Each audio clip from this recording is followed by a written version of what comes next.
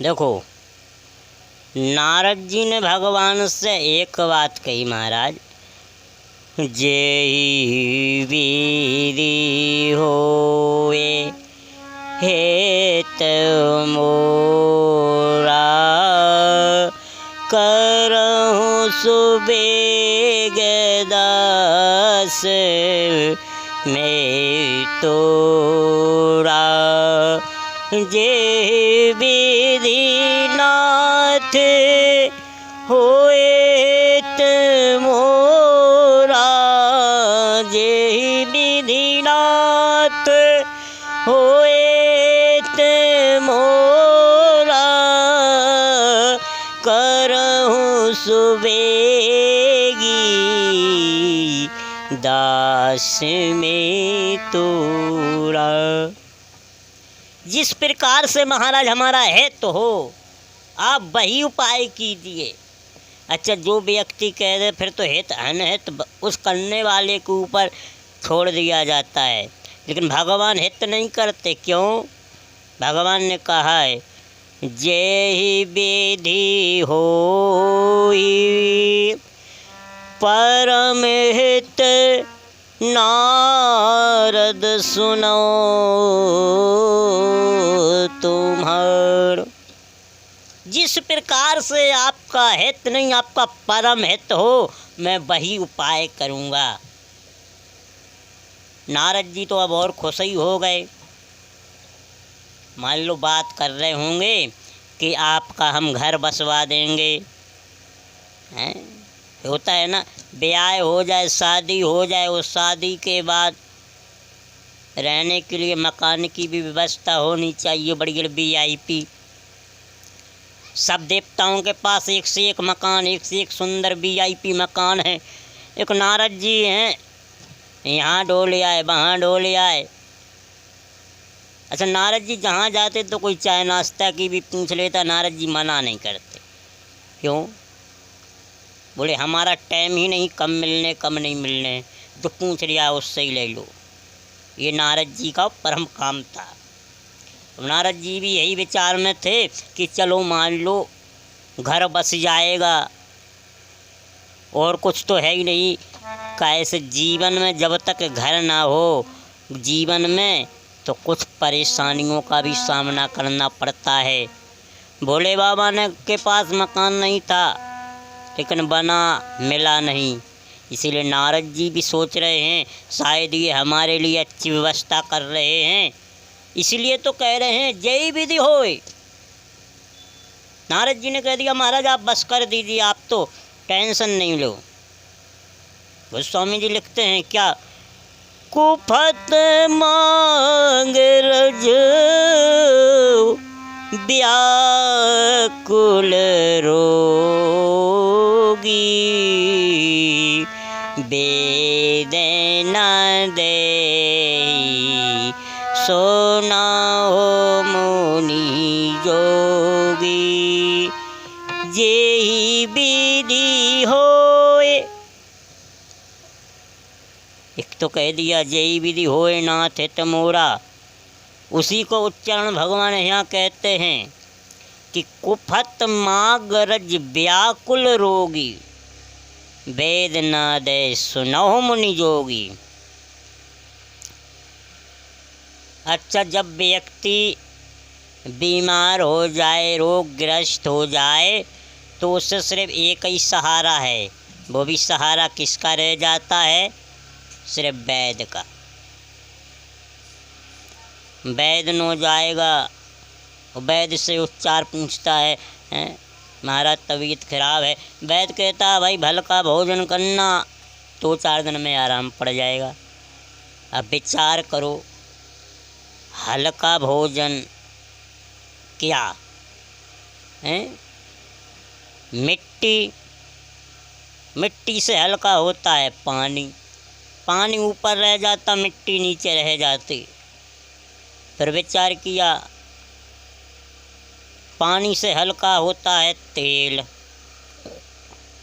तेल पानी नीचे, तेल ऊपर ठहरता है। तेल से हल्का होए जो तेल में सिकें, पूड़ी समोसे कचौड़ी भजिया पापड़, तेल नीचे रहता वो ऊपर रहते हैं। अब बोलो इतना हल्का कोई भोजन करे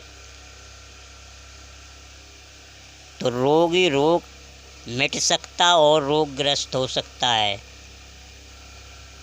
नारद जी कौन हैं? ये नारद जी वही रोगी हैं जिनका उपचार भगवान अभी करेंगे। नारद जी के अंदर रोग उत्पन्न हो रहा है और अब ये रोग अभी छोटा है। जब रोग छोटा हो तो औषधि से तुरंत मिट जाता है, और बड़ा हो जाए तो फिर समझ लो टाइम लगता है।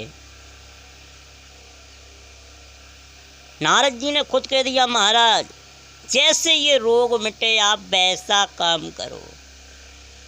जौन सी दवा हो, जौन सी बूटी हो, आप तो बस घिस घिस के दो, हम पीते रहें, बस टेंशन मुक्त है।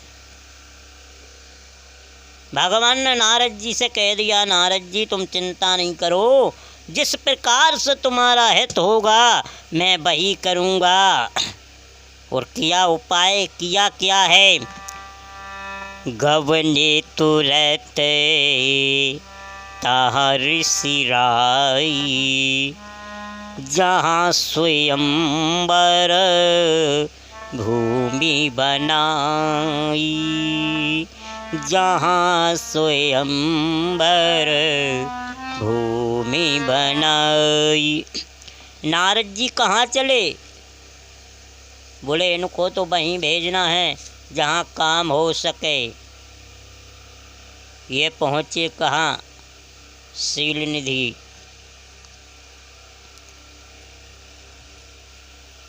काय की हो इनका सब काम है। जैसे ही नारद जी पहुँचे, गोस्वामी जी ने भाव लिखा है, मुनि हित कारण कृपान दाना, दीन कुरूप न जाए बखाना, ना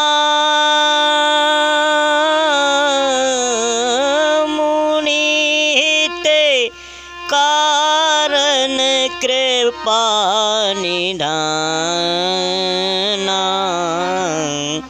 दीन रूप। नारद जी को ऐसा रूप दिया, इसका कारण बोले मुनि हित कारण कृपा निधाना, दीन क्रूप न जाहि वखाना। ऐसा रूप भगवान ने इनको क्यों दिया? नारद जी ने तो भगवान से यही मांगा था, क्या? आपन रूप देहु प्रभु मोई, आन भांति न पावो होई। बस आप अपना स्वरूप दे दीजिए। और यहाँ क्या लिख रहे हैं? बोले कुरूप। स्वरूप और कुरूप में यही अंतर होता है। स्वरूप को सब पसंद करते हैं, कुरूप को कोई पसंद नहीं कर सकता है। और नारद जी का तो स्वरूप नहीं, एक कुरूप मिला हुआ नारद जी को। लेकिन अंतर क्यों है? जिनने स्वरूप मांगा भगवान से, उनने कुरूप क्यों दे दिया? गोस्वामी जी कहते हैं कि जब बीमारी अधिक बढ़ जाए तो उसके लिए थोड़ी कड़वी दवाई देनी जरूरी पड़ जाती है। भगवान समझ रहे इनके लिए स्वरूप से काम नहीं चलेगा, स्वरूप से और बिगड़ जाएगा। फिर बोले ना तो कुरूप को दे दो, ये कुरूप से ही सुधरेंगे, स्वरूप से नहीं सुधर सकते हैं। सोचरत लकी काहू न जान पावा, नारद जान सबहि से रुनावा। नारद जी वहाँ गए तो सबने सिर नवाया। लेकिन देखो एक कारण सुनो पहले, नारद जी का मुख बंदर का क्यों हुआ? ये तो मान गए सुंदर मिला बंदर। भगवान विचार कर रहे थे कि सृष्टि में सब चीज़ की तो उत्पत्ति हो गई, सबकी रचना हो गई, अब कोई ऐसी रचना की जाए जो परे हो, सबसे परे हो, नई चीज़ की रचना की जाए। तो उस समय भगवान बंदर के मुख की रचना सोच रहे थे। वो नारद जी वही टाइम पे पहुंच गए। अच्छा, नारद जी भी गलत टाइम पे पहुंचे। किसी के सोते समय पहुंच जाओ, किसी के यहाँ खाते समय पहुंच जाओ, किसी के यहाँ क्रोध के समय पहुंच जाओ, तो हमेशा उल्टा ही परिणाम मिलता है। नारद जी उल्टे समय पहुँचे, उल्टा काम हुआ। सोच रहे थे बंदर का स्वरूप, तो वही नारद जी को दे दिया। या नारद जी ये कहते, महाराज अपना मुख हमें दे दीजिए। उनने तो यही कहा, अपन रूप देहो प्रभु मोई, आप अपना स्वरूप दे दीजिए। लेकिन यहाँ क्या कह रहे, दीन कुरूप न जाही बखान, ऐसा कुरूप दिया जिसका बखान सुमित नहीं कर सकते हैं। अच्छा देखो, सुंदर और बंदर में अंतर क्या है। नारद जी ने स्वरूप मांगा, स्वरूप को हर कोई देखता है, वो जब स्वरूप को देखता है तो देखते ही रह जाते हैं। राम जी जब वन में गए तो सूर्पनखा की जब भगवान ने नाक कान की, सूर्पनखा जिम कीन कुरूपा, सूर्पनखा की नाक कान कट गई। खरदूषण जैसे ही आए तो भगवान को देखा। भगवान कितने सुंदर है। दूषण खुद कह रिया है, दूषण कह रिया खर से, भैया नहीं देखी अस सुंदरताई। हमने हजारों राक्षसों, गंधर्व, किन्नर, अप्सराएं सब देखी, लेकिन ऐसे बालक, ऐसे सुंदर बालक हमने कभी नहीं देखी। भगवान के स्वरूप का वर्णन है। लेकिन दूषण क्या कह रहे, अरे तुम ऐसे कहते हो कि नहीं देखी ऐसी सुंदरताई, तुमने ऐसी सुंदरताई नहीं देखी, लेकिन मेरा मन तो कुछ और कर रहा है। क्या कि यद्यपि भगनी कीन्ही कुरूपा, बदलायक नहीं पुरुष अनूपा। भले ही इन्होंने अपनी बहन को कुरूप कर दिया हो, नाक कान काट दी हो, बात से कोई टेंशन नहीं, जिंदा है कि नहीं है, लेकिन ये मारने योग नहीं है। ये है स्वरूप का वर्णन। स्वरूप को जब देखो तो गुस्सा भी शांत हो जाता है, लेकिन कुरूप, अच्छा कुरूप को देखो तो ऑटोमेटिक ही आदमी ख़त्म, घबरा जाता है। और दूसरी बात, मजाक उड़ता है। नारद जी का तो वही मजाक उड़ने लगा है, दीन कुरूप न जाही वखाना। ये नारद जी का कुरूप है, बंदर का स्वरूप है। बंदर का चेहरा बिल्कुल इंसान से मिलता है। भगवान ने सोचा रामायण में पूरे पात्र में नारद जी प्रथम ऐसे भक्त मिले कि इन्हीं के कारण पूरा रामचरितमानस होना है। जब तक नारद जी सराप नहीं देंगे तो मान लो कैसे काम चलेगा है। करहीं कीस सहाय तुम्हारी, आगे इन बंदरों की भी तो उत्पत्ति करना है, इसलिए क्यों ना पहला पात्र इन्हीं को बना दिया जाए। इसलिए भगवान ने कह दिया जे ही विधि, तुम टेंशन नहीं लो, तुम कह रहे यही विधि, हम यही विधि कर देंगे आपकी मनोकामना, बस आप जाओ। नारद जी बोले भगवान अच्छा सा रूप देना, स्वरूप। नारद भगवान बोले तुम टेंशन नहीं लो, ऐसा स्वरूप देंगे हम आपको, अरे आज की तो थोड़ो युगों युगों तक आपके स्वरूप का वर्णन होगा। अब नारद जी और खुश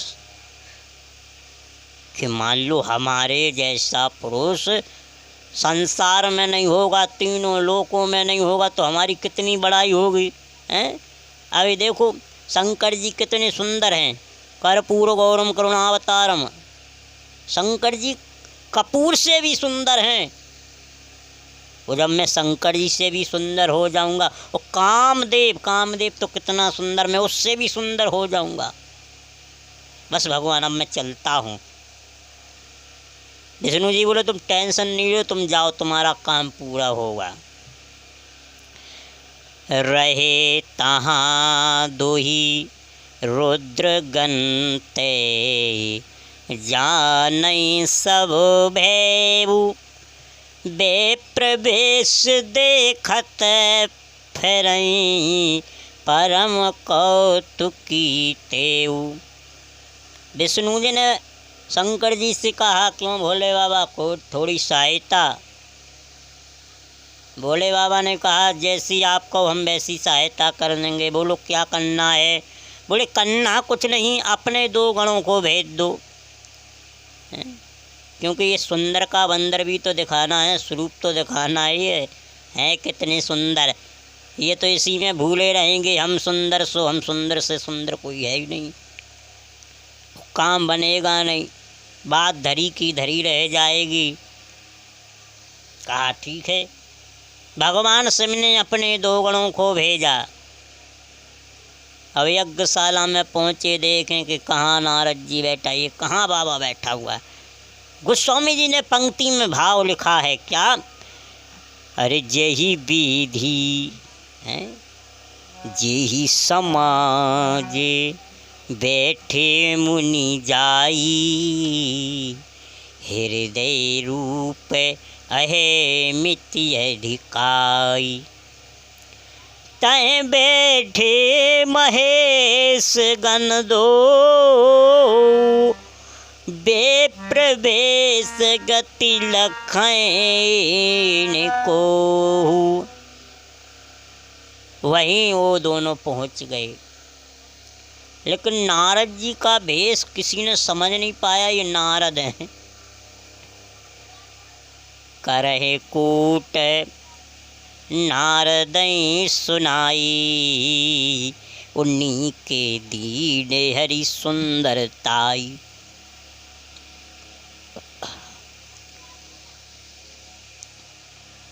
गण बोले देखो सामने ये बंदर जो दिख रहा है यही नारद जी हैं, यही ज़्यादा सुंदर सुंदर बक रहे थे।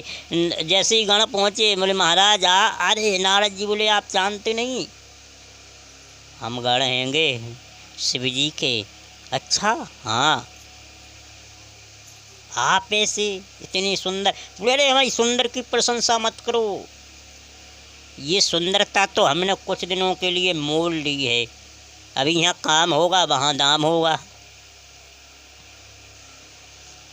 गणों ने कहा आपने इस काम के लिए दाम, इसका मूल चुकाया कुछ? नारद जी बोले चुकाना क्या है, पहले हमारा काम होने दो, बाद में चुका देंगे, जो मांगे कैसे दे देंगे, कौन सी बड़ी बात है, अभी काम होने दो, अभी बीच में बेहंग मत डालो।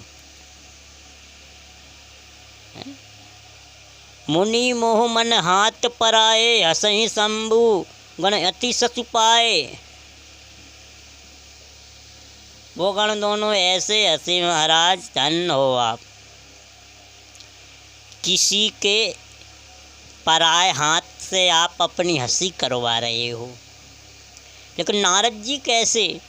नारद जी तो यही मन में भूले हैं, हम इतने सुंदर, हम इतने सुंदर।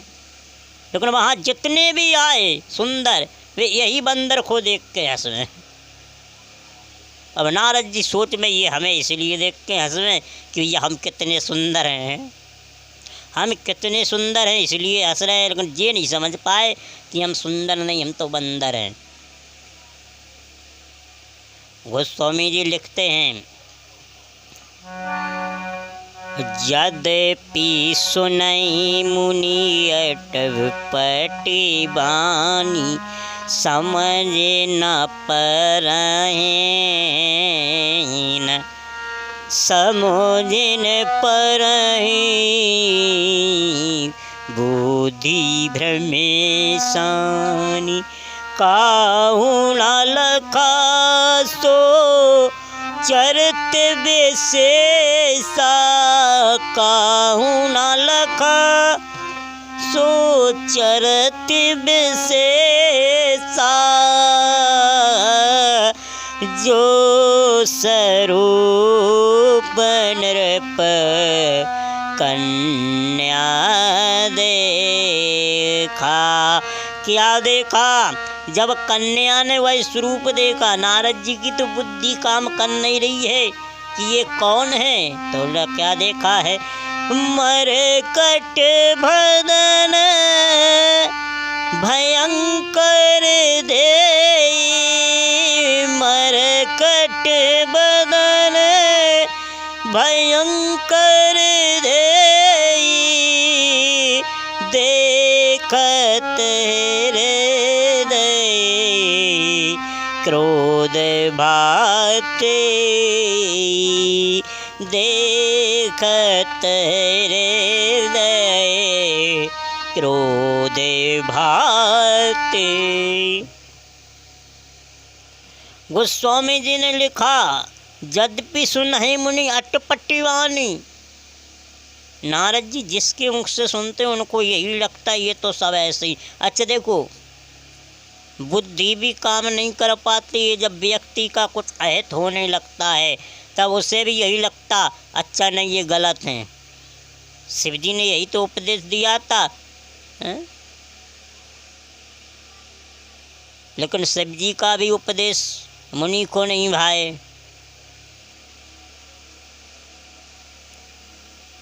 ब्रह्मा जी ने भी यही उपदेश दिया लेकिन उनका भी उपदेश नहीं भाया। क्यों? क्योंकि ये जानते हैं कि हमारे विष्णु जी हमसे कितना प्रेम करते हैं, और अगर हमसे प्रेम करते हैं तो हमारा अहित कभी नहीं होगा। सत्य बात है। भगवान कभी नारद जी का अहित नहीं किया, उपकार ही किया। लेकिन उस समाज में जितने भी थे, लिखा है काहू न लखा सो चरत विशेषा, जो स्वरूप नृप कन्या देखा। जो कन्या थी उसने नारद जी को देखा। अच्छा, उसने देखा कि जितने हैं सब सुंदर हैं, ये कहाँ से बंदर आ गया। बस उसे यही टेंशन, क्रोध भी आया। मरकट बदन भयंकर देही, देखत हृदय क्रोध भावेते। लेकिन कह ना सकी। क्यों? समाज में कितने लोग बैठे हों लेकिन कुछ मर्यादाएं होती हैं, और वह कन्या शांत रही। पर नारद जी तो नारद जी ही है।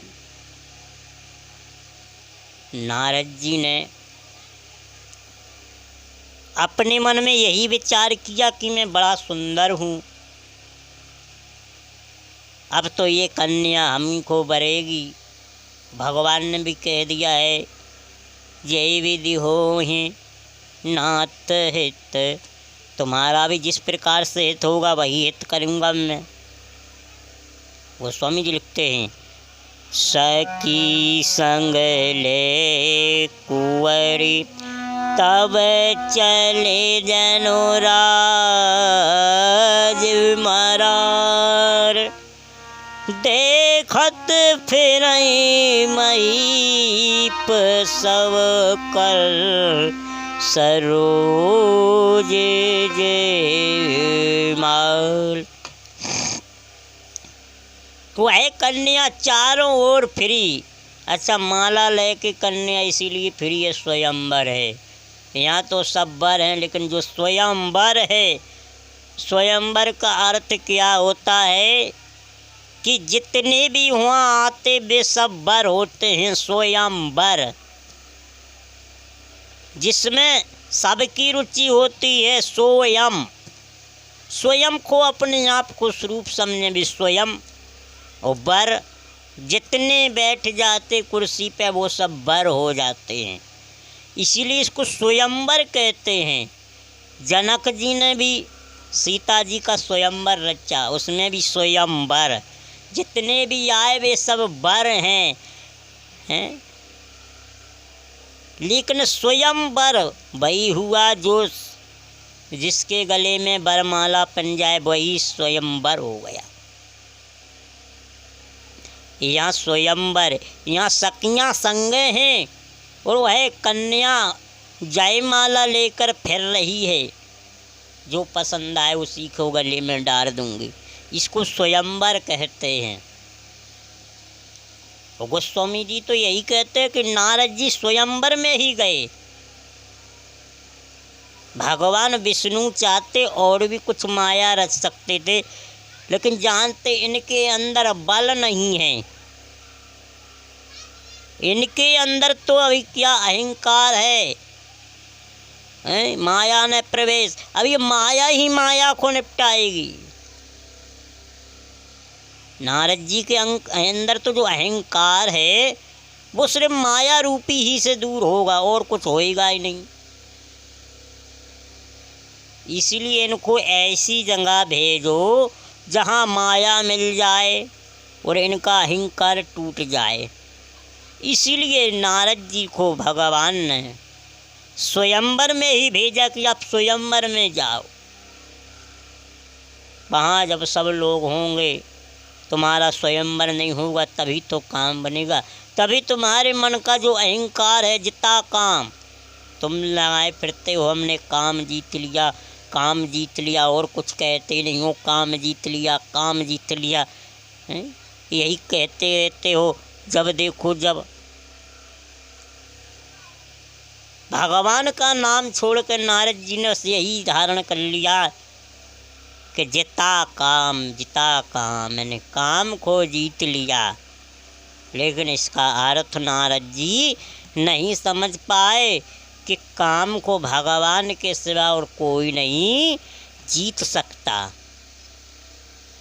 अरे काम तो इसलिए चला गया कि नारद जी उठे नहीं, और शिव जी उठे तो काम बचा नहीं। बस यही अंतर है। जीतना अलग बात है और मारना अलग बात है। शिव जी ने काम को इसीलिए मारा कि हमेशा के लिए हमारे अंदर जो काम आ जावे तो इससे दूर हो जाए। और नारद जी ने काम को इसीलिए भगाया कि उसके अंदर ही पहली प्रवेश काम कर गया। अब नारद जी ने कौन सा काम जीता है? जिता काम। इसीलिए भगवान ने को स्वयंवर में भेजा कि आप स्वयंवर में जाइए, वहीं आपका अहंकार ये दूर होगा,